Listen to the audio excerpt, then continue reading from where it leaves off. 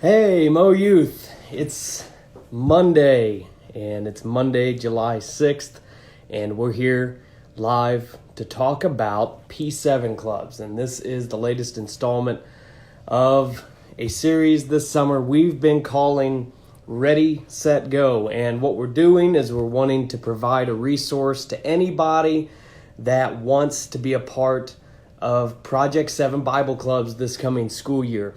This is an opportunity to have some of your questions answered, maybe questions that you were too afraid to ask. We're just doing really introductory conversations tonight about what it takes to be a part of this ministry called Project 7 Bible Clubs. Project 7 Bible Clubs is a ministry for junior high and senior high students to start a club in your school where you can minister the gospel of Jesus Christ. So, tonight we're going to have a special guest with us, and I'm just waiting a few minutes. I know some are already arriving, and to all of you that are already here, hello, and it's good to see you guys. Hope everyone's having a good summer. We're going to wait just a few minutes and see how many will arrive. I know we're going to have some joining us here in just a little while, and we'll have more as we go. Brother Seth Boyte is going to be our special guest tonight. He is our National P7 Director, and I'm going to go ahead and add him in. So if you'll bear with me for just a moment, I'll go with us, and we'll get him in the call with us. While he's coming into the call, I want to go ahead and say, hey, Brother Seth, how are you? Woo, good. How are you? Man, I'm doing great. It's good to see you. Thank you for being here with us tonight. I'm excited to be here, man. So I am. I'm just getting set up with an iced latte here, and I'll be ready to go. No, you're good. Take your time. That's awesome. So while you're getting set up, let me just say to everybody that's here and to everybody that's going to be watching after this is archived, ministries like Project 7 Bible Clubs are made possible by Sheaves for Christ. SFC. And, right. So all of you probably already knew that, but I want to go on the record and say that stuff like this is made possible by SFC.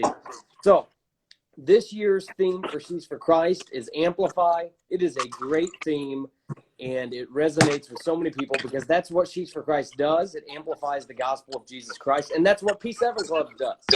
Yeah. And so we want to give SFC a shout out. You need to be thinking about how you can be making a difference and raising money personally to give sacrificially to Sheaves for Christ, because as much as we believe in P7 clubs and other ministries like it, it is made possible by Sheaves for Christ giving.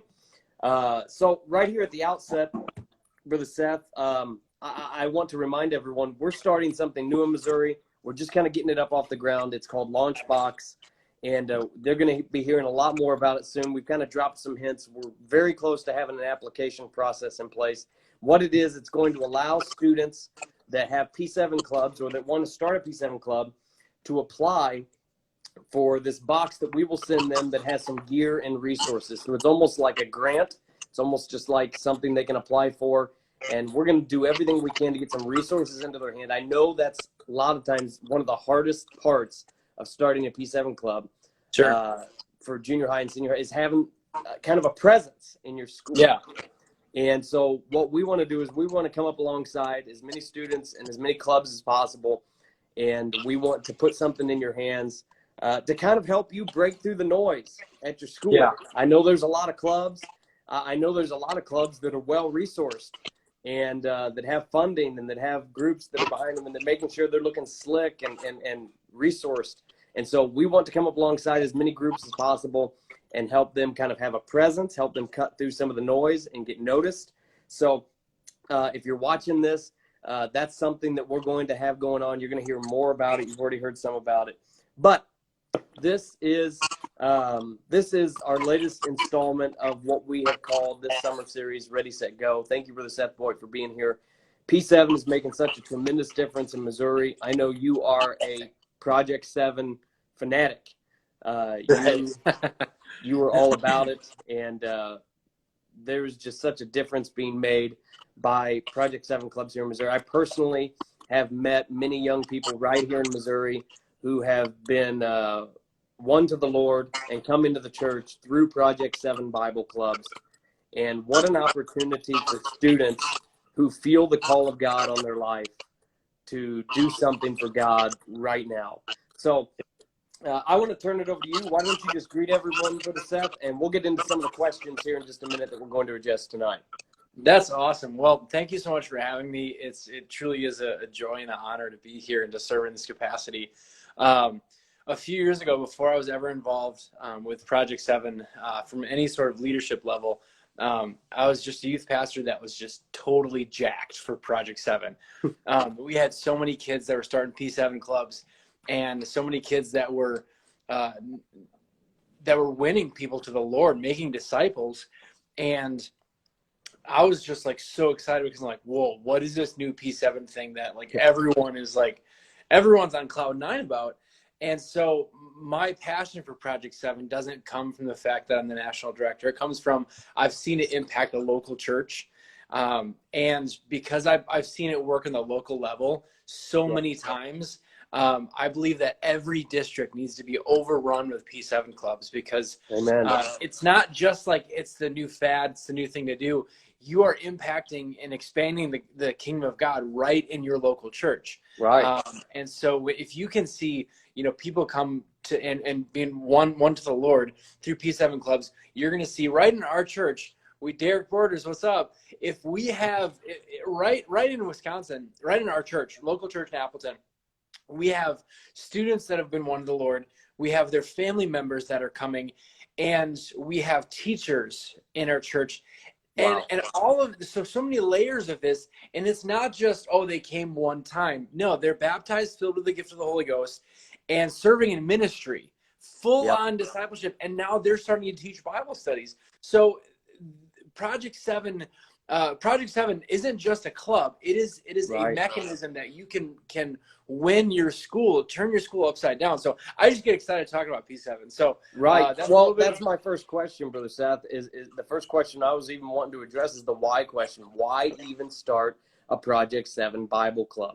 And you've already spoken to that a little bit, but if you could expound, because I feel like that's the number one question. That's kind of if we can break through that, then I think the other stuff's just going to come to us.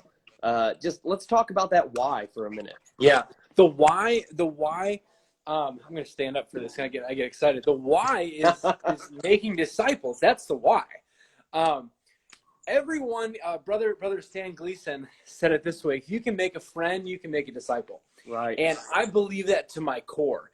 And so I don't see Project 7 clubs as like the finished product of someone's discipleship process.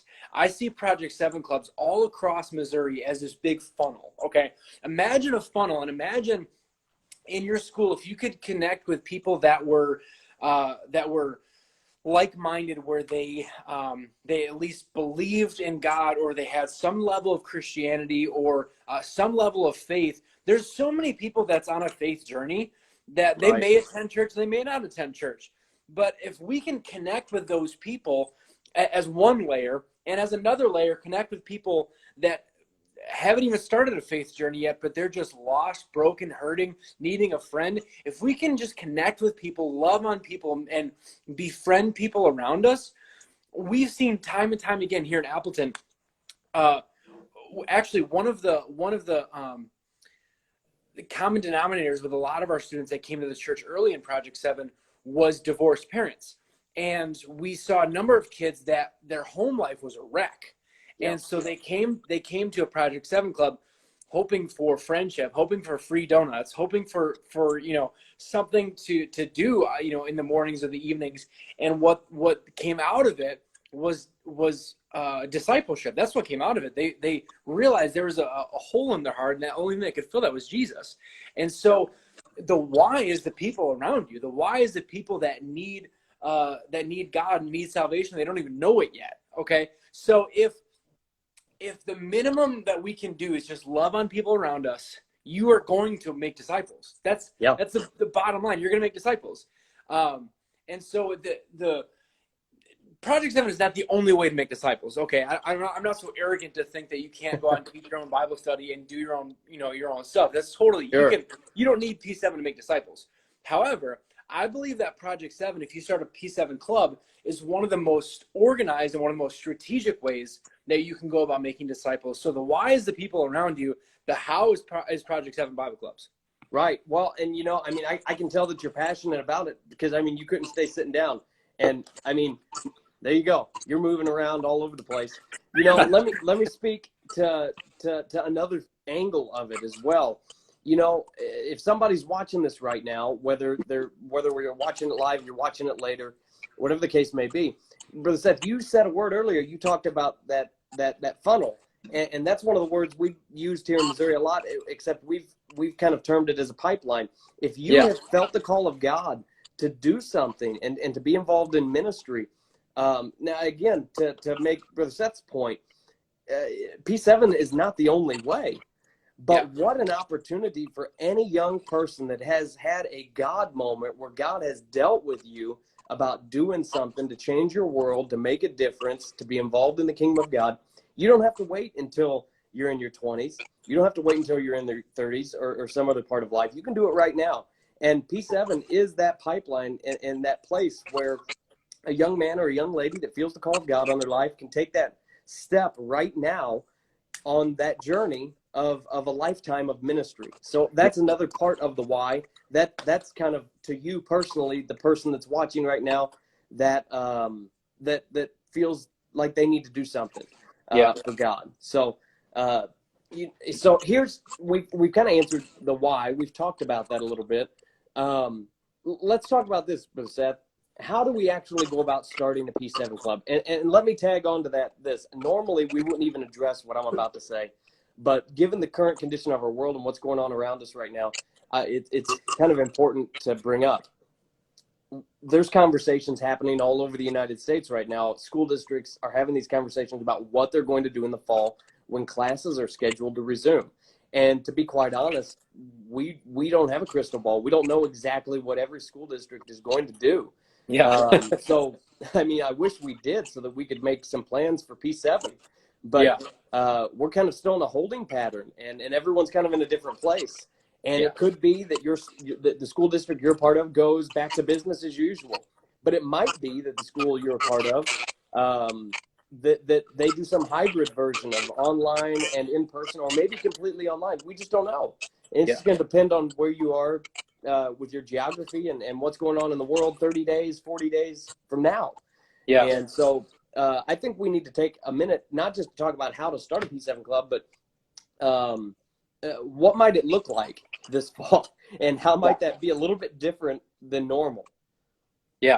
No, all really good questions. And honestly, like, it kind of terrifies me because I'm a youth pastor. And so my kids are asking me the same question, like, what are we doing this fall? Are we having youth? When is church back to normal? What's happening? And I'm like, I don't know. Like, the status of the world could change like in the next 72 hours. Something else could plague, whatever. So there's a lot of what ifs. And so let me start by saying, if you are going back to school as quote unquote normal and you're meeting in person for school, and I know a lot of schools haven't decided that, but if you are going back to school and your school decides you're having in-person classes, the best place to start is p7clubs.com. There's a process that you can follow, that you can just look on our website and figure out. If you go to get started on the website and student leaders, it'll give you basically a checklist of how to actually start a P7 club. And let me just tell you this real quick. I believe that every student, if you attend a public school, which I know not everyone does, but if you attend a public school, let me address the public school students first. You have a school that is publicly funded, and because of that, that means that you are protected by something called the Equal Access Act. That was, long story short, that was an act that gave, whether it's a Christian club or a math club or whatever it is, all students equal access to start a club that was student run. Okay, so that does apply to everyone. So they cannot religiously discriminate against you to say, well, we're going to allow this student run club, this student run club, but because you have a Christian club, you can't do that here. And they threw out the terms, well, separation of church and state, entirely different thing. That's not even in the same category of what we're talking about right now. where it comes to separation of church and state is if a teacher were to try to start teaching a Bible study in their math class. That's where it become a problem. But because you're a student, you have the same right as anyone else to start a club. That is federally protected. You have that federal protection under the Equal Access Act. And so if there's ever a concern where you're being told no by the school, please reach out to your district. Please reach out to us at Project 7 Clubs, because we want to help walk you through that. We've walked through a number of students, and it wasn't that the school was trying to be belligerent or religiously discriminate. They just didn't know. They just didn't know that you have rights. And so we try to educate students on their rights. So how to actually start a P7 club, it's very, very simple. Follow the steps on the website. Basically, you need a room, you need a teacher, and a lot of times you need a couple people saying, yes, I'm willing to attend this Project 7 club. Okay. That being said, this fall could look very, very different. And what's really cool, I believe, that we've seen a lot of students that have really stepped up to the plate during this previous spring semester, and they started online P7 clubs. Yep. So we've successfully just proven how homeschoolers and private schools can start clubs online. Now, I did see a comment in here, what do you do if you go to a private school or a school that's of another faith? If you attend a privately funded school, the Equal Access Act is out, and so you can't really throw that at them. However, you can always ask. You can always say, hey, I'd like to start a Project 7 club. It's a student-run organization. There's P7 clubs all over the U.S., and we can get together and talk about Jesus. Right. They could say no, sure. And that's certainly their right. But we've seen a lot of this happen in some Canadian schools, because they're not protected by the Equal Access Act. They don't have that. They don't have the same laws that we do up in Canada. And so a lot of them are privately funded. And so they had to ask themselves the same question: what are we going to do here? And so they just started one by one saying, hey, can we start a P7 club? And the school said yes. And so we've really worked with them. But as far as this last semester, we saw a lot of clubs that started P7 clubs online on three platforms that I've seen most commonly is number one, Zoom, number two, Instagram Live, just like we're doing here, and number three, House Party. And number four, other programs like GoToMeeting, or just a traditional Facebook Messenger chat, or a Facebook, or like a video chat, or an FaceTime chat. Okay. What the clubs have done is the teacher either will go live on their Instagram Live and watch just like you guys are doing right now, or get together in a Zoom chat, a Zoom online group, and meet together at the same time, whether that's Tuesday mornings or Thursday afternoons, the same time. And you run it basically just like a regular P7 club. Obviously, you're not in person, and so you have to do some different things. We've seen some clubs get together and play some online games where they'll do a fun game on their Zoom call. But then also one person will teach, and then they'll also have questions. They'll have good dialogue. I know one club that just went through the book of James. It wasn't a P7 lesson, but they said, we're going to go through this book of James, and we're going to figure out what does chapter 1 mean for us today? And if you've ever studied the book of James, it's some pretty heavy lifting, and it's just like a nice right hook right to the face a lot of times. And so it was really awesome to see that them do that. But back to the question, going to school this fall, what is that going to look like? My big encouragement to everyone is your school still needs Jesus. Your school still needs you to come in to be a disciple maker. Whether or not you're in person doesn't negate the fact that we are still called to make disciples, all of us. And so it can be a really easy, I'm gonna get up in your grill for a second. It can be really easy for you to say, well, we're not really at school, and so I'm just gonna kind of chill this semester. I'm just not gonna really do anything, and I'll attend church and I'll just kind of hang out. That's not what God's called us to do. No. We are still called to make disciples. And so we have to ask ourselves, how am I going to make disciples? Is it going to be more challenging or less challenging to make disciples online? Probably a little more challenging. It could be. It could be a little more challenging because in person, I mean, you see everyone every day and you're hanging out at lunch and you see people throughout the hallways, and it's, it's a little bit easier because you're seeing people. And so it might take a little bit more work to have an online P7 club. It might, but let me tell you a benefit. There's no barriers to you starting an online P7 club. There's no barriers. No. The only barrier is you. The only barrier is you just stepping up and saying, I'm going to do this, because the school can't stop you from starting an online P7 club. There's no barriers.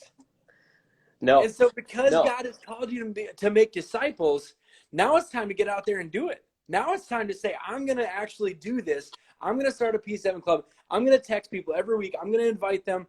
And the door is wide open. So that's kind of, in a nutshell, what's on my heart for this fall semester. Well, that's so good. And I mean, if we're just going to get practical here for a minute and try to answer questions for maybe somebody that this is their first time hearing it. Maybe you're just going into junior high, or maybe you just haven't ever felt led or compelled to find out about P7. You're just kind of hearing this kind of information for the first time. You're just kind of dialing in. Who are some of the first people that you need to talk to, Brother Seth, about a P7 club? Who are some of the go-to people, both at school and in other parts of life, church and what have you? Yeah, absolutely. The first person that I think you should talk to is your youth pastor. And if you don't have a youth pastor, talk to your pastor. Because I'm 100% confident that if you go to your youth pastor and you say, hey, Pastor so-and-so, I want to start a P7 club. I want to, make disciples. How do I do this? Your youth pastor, first of all, is going to be like, yes, right. Like, let's go. Yeah. Okay. So, and from a youth pastor perspective, if I know someone's interested, I'm going to do everything that I can to help them. I may not have all the answers. I may have all the answers, but not every youth pastor may have all the answers. And so, that'll help them to know how they can start to get the information to help you. So talk to your youth pastor, talk to your parents, and let them know that you're interested in starting this club. And it may be a time commitment, especially if you're in middle school. You may say, well, I need someone to drive me to school every Tuesday morning at 7 or something like that. And so you're going to want to talk to your parents too. Talk to your youth pastor, talk to your parents. And at the school, you need to find out, especially if you're going back to school as semi-normal, where you're meeting in person, find out who's in charge of student-run organizations or student-run clubs. Typically, if there's a point person, it may be the administrator, maybe the principal, but it may not be. We have documentation on our website that'll help you to have that conversation with your principal. But at the school, my first recommendation is go to the principal's office. Talk to the principal's secretary. There's typically a secretary or administrative assistant that's in the office, and just ask, hey, I would like to meet with the principal to figure out what the process is for starting a student-run club. And that person may say, oh, great, sounds good. It's not the principal, but it's, Mr. So-and-so or, Mrs. So-and-so. You need to talk to them. Find out who that go-to person is. Who's the contact person? Because ultimately someone's going to have to sign off on your club. Right. And then secondly, find out what the school's process is for starting a club. Because I'll be honest, some schools have a really lengthy process where you've got to fill out, I've seen up to a 5-page document to start a club at the school. But then also I've seen schools where it's like, yep, you're good. You can use my room. There's no process. So you just need to find out if there is a process, because we want you to follow your school's process. We've got things on our website that help you to walk through that process, whether that's a club constitution or a club charter. Any startup documentation that you would need is on our website. Yeah. But your school may have an application form that they need you to sign. So we just want you to follow their process. And let me echo what Brother Seth's saying right now. There are terrific resources at p7clubs.com. I mean, guys, if you haven't gotten on their website and looked at it, I mean, if you're feeling a little bit, even the smallest bit intimidated by starting a P7 club, you need to go on their website as soon as we're done talking today. And you need to look through the kind of things that Brother Seth is referencing, because literally everything you need is there. Yes. And you might have a question and you might hit a little bit of a roadblock, but I kid you not, everything that you will need, that you could conceivably need, is already there, and it looks sharp, it looks professional. I mean, you're gonna put it into the hands of the school administrator or the teacher that you're talking to at school, and they're gonna be impressed, and they're gonna be inclined to say yes. I mean, it is just great resources. So you need to get on there and look. Let me tell you something too. If you need any inspiration on what to, any inspiration, should I or should I not start a P7 club? You need to go. Let's see if I did this right. I tried to write it backwards and it didn't work. Okay, well, anyway, it was close enough. It kind of works. Go on Instagram and look up the hashtag P7Works. There are countless testimonies of middle schoolers, high schoolers making a difference in their school. And so just look up P7Works, hashtag P7Works. You're going to see tons of people that have told their testimony on reaching their school. So if you need any fuel to the fire, check that out too. Okay, so I've got two more things to ask about this. Let's go. The first one is, once and I know this is going to look different because this school year could look very different, but just in general terms, once a P7 club is approved, what do you even do whenever you start meeting? What does it even look like? I mean, what on average? I know there's kind of a wide spectrum, and maybe you can speak to some of that too. Yeah, there is definitely a wide spectrum. I'll say this: a good majority of the P7 clubs look kind of like a youth service. And when I say kind of, I really mean loosely kind of like a youth service, because a good majority of clubs have some sort of fun, interactive element in the beginning where it's kind of like an icebreaker. You play a game, some sort of group game, just to kind of get people, relaxed and loose and just tearing down some of the natural barriers that they walked in with. Sorry, pause there for a second. But then there's also the teaching element where you'll teach a P7 lesson. Now you may be wondering, well, I can't come up with a sermon. I'm not a preacher. I'm not a teacher. I don't know what to write.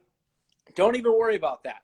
We've got over 100 lessons right on our P7clubs.com website that you can download, study, and teach. Okay, you don't even have to write anything. We've got the content covered. We really want to, what we've wanted to do over the last few years is to take away any barriers to someone saying yes to starting a P7 club. All right, so the process, what do I do when I come into a P7 club? These things we've tried to help kind of take that pressure off. And so one of the big pressures was the teaching part of it. What do I actually say in P7? All you need to do is, we don't encourage you to just read the lesson because that's boring. No one wants to hear blah, blah, blah, blah, No. blah. That's lame. So we encourage you to actually study it so that you can have a conversation about it. But a lot of times in a P7 club, the leader will, that was a nice chair, by the way. Yeah, thank you. The leader will, teach and then ask questions and maybe take prayer requests. And so you see how it's kind of like a youth service. I've seen some P7 clubs that involve music and worship as well. That's certainly something that's really awesome. We encourage you to do that if that's something that works for you. We've seen some clubs that didn't really work and some clubs that works really awesome. They continue to do that. My big thing, Parker, what's up? My big thing that I tell P7 clubs is do what works for you. Do what works for your club. And so whether that's you meet in the mornings, some kids like to come to school really early. A lot of people are there early, and so they have P7. This is such good material right now. Yeah. So it's do what works for you. If it works best to meet on a Tuesday morning at 7, awesome. But if you're like, no way on earth am I getting up early for school, not a chance. Let's meet on Tuesday after school right at 3 o'clock. Right. Somebody needs to hear that right now. Somebody needs to hear that word. So you may say, well, I can't start a P7 club because I'm not going to get up early. You don't have to have P7 in the morning. Do it when it works for you. And at the end of the day, all right, if you've come up with every excuse for starting a P7 club, feel free to shoot us a message and give us your list of excuses. I will personally tear down every one of them. Because here's the thing, I've seen students clear through so many barriers, Yeah. so many excuses, and they say, okay, well, I'm just gonna stop making excuses and I'm gonna do it. All right, and so I've even had students that have said, long story short, the school said no, and there's no way around it. And they said, you know what? That's fine. We're going to still have a P7 club, and we're going to meet at the library, the public library in the city. And they continued to have P7. Another club met at Starbucks because the school, long story short, the school wasn't working out. So they said, we're going to have P7 no matter what. And so whatever the barrier is, I promise you, someone in the United States has had that same barrier, cleared through that barrier, and had P7. Wow. Whew, I'm preaching to someone right now. I know it. And that's such someone good needs to hear this right now. Because, I mean, man, someone needs to hear that because, I mean, there's no reason why it can't be done. There's no reason why it can't be you. The resources are there. I believe the call of God is there. I don't think you have to spend a tremendous amount of time in prayer trying to decide if it's the will of God for you to reach lost souls. I just don't think that you have, I mean, you can spend your time praying for me or for Seth, but I don't think you have to spend a lot of time praying about that because if you're in tune with the will of God at all, P7 clubs is something that you really, really need to be considering if you're in junior high or senior high. To that point, Santomieri, what's up? To that point, there are people I know that are going to be watching this, that this is only a confirmation. Right. You've already heard this from God. You already know God's put it on your heart to lead a P7, and this is just confirmation. And so to everyone that's watching that you're like, oh, hey, maybe this is my sign. Here's your sign. Yeah, right, exactly. I mean, and that's why we're doing this. We want to kind of foster a conversation for somebody that has gone through these last few months and just has felt that pull and says, you know what, I'm not sure I have an answer for what I need to do, but I know I need to do something. Or maybe you have already been thinking about P7 clubs. This is your sign. P7 clubs is your next step, and we want to do whatever we can to help you. Let me ask you one more question. This question came in earlier today, and I want to make sure we get to address it here for just a few minutes. Someone asked, how do I invite – now, this is somebody that already has a P7 club. So let me just say this. If you're watching right now and you already have an active Project 7 Bible clubs, we want to shout you out. You guys are awesome, and you guys have already done some of the things that Brother Seth has been describing to us. You guys rock, and we are proud of you, and we believe in you. So one such person replied today and asked this question: how do I invite my P7 club to church with some gentleness, which I took to mean not pushy? Yeah. Is there kind of a little bit of a finesse to that?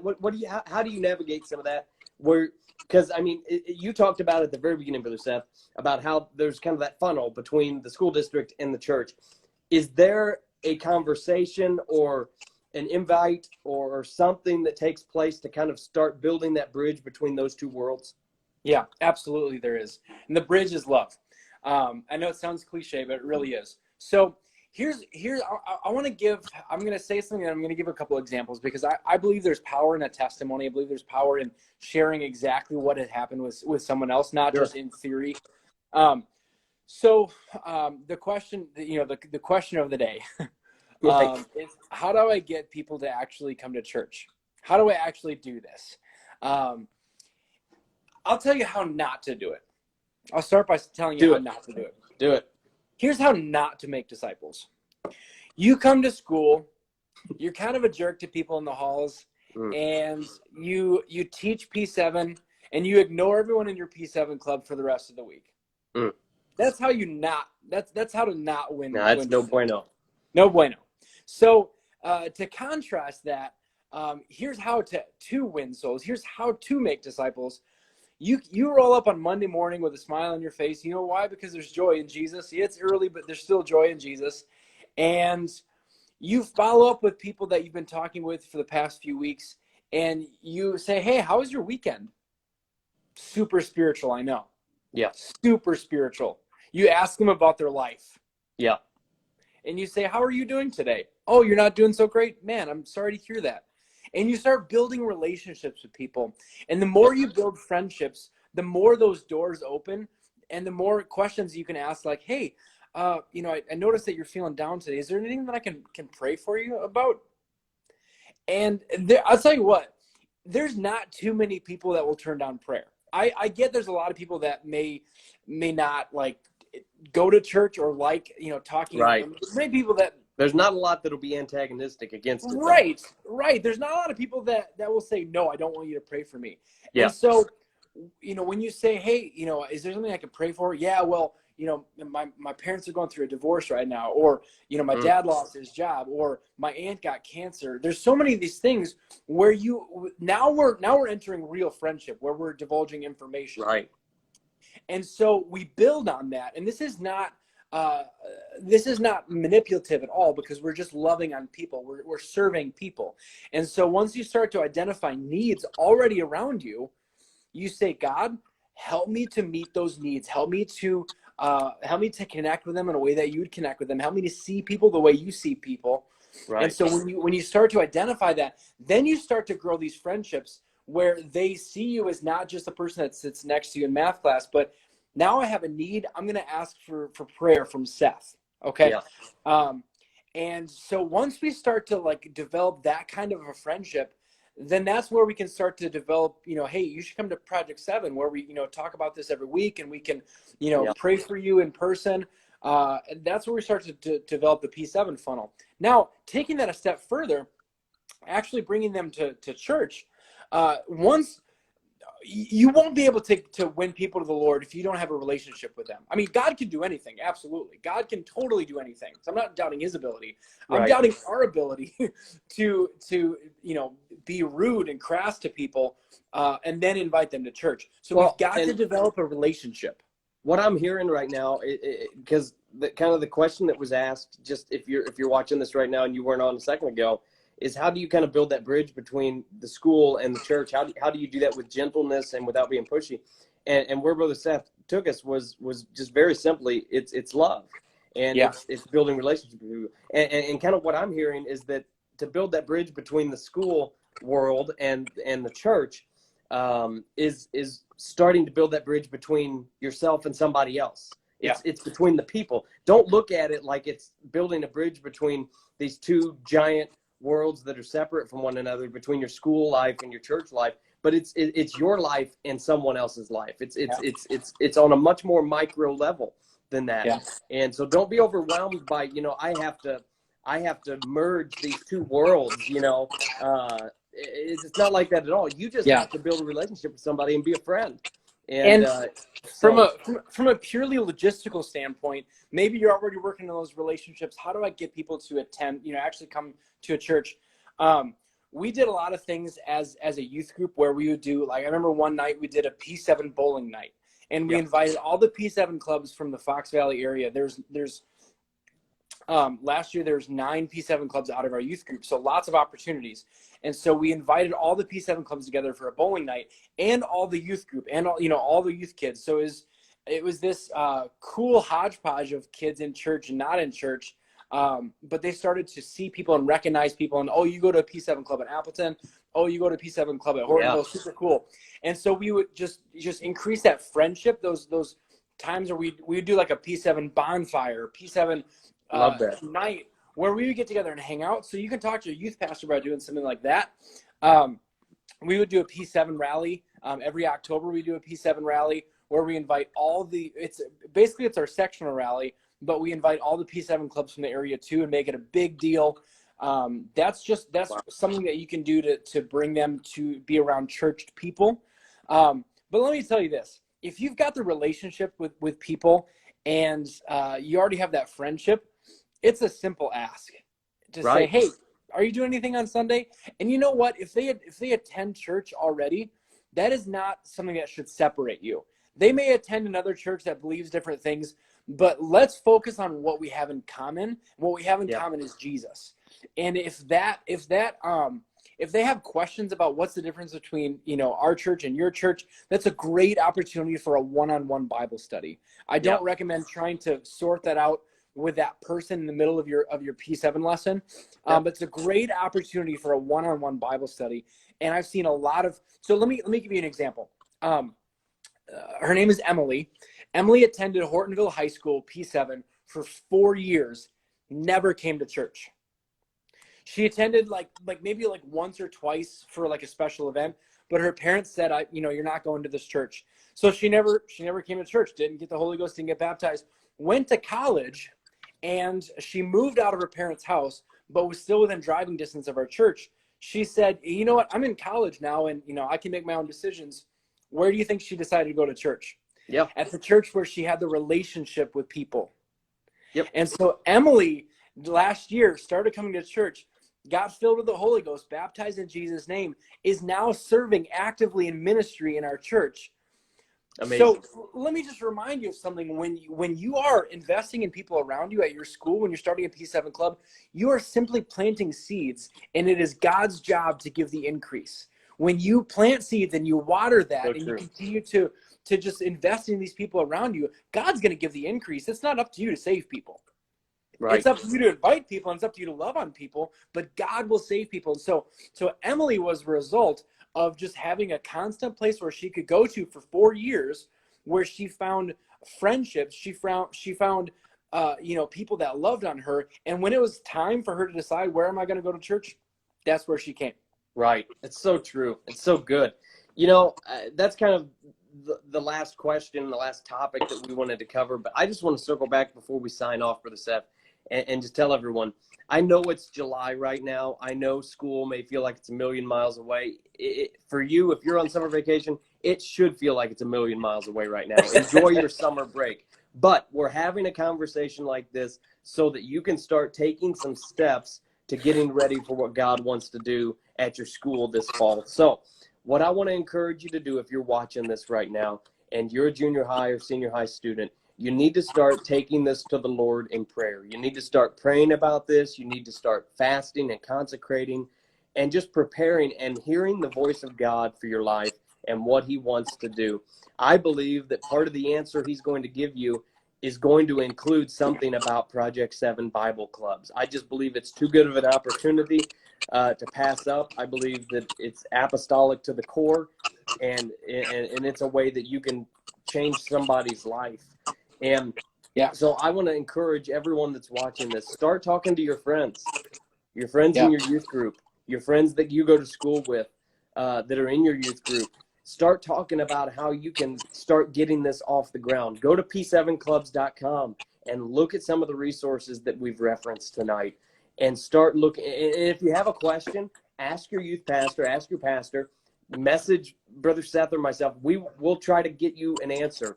And so, Brother Seth, thank you so much for being here with us today and for responding to some of these questions. I know this is your passion. I know that you're just a fanatic about this, but you've seen it work. You've seen it work too many times. That's right. And if you could just say one more thing before we sign off, what would you leave the students of Missouri with this evening? I've said this in a few sermons in the past. I'm going to say it again. When we look at the story of Saul's conversion in Acts chapter 9, Ananias was someone that was fully aware of Saul and the reputation that Saul had. And Ananias was given a charge to find Saul, pray for him, because God said that was going to be my chosen vessel to carry my name before kings and Gentiles. There's going to be people in your school, and you're going to think, no way. No way will they ever want to come to the Lord. No way will they ever come to church. But that might be the next Victor Jackson. Sure. That might be the next person that could be preaching youth camp because you invested in them. So if you're watching this right now or later and you're 12, 13, 14, 15, 16, however many years old, you can and should make a difference in your school. And it could be the last person that you think of.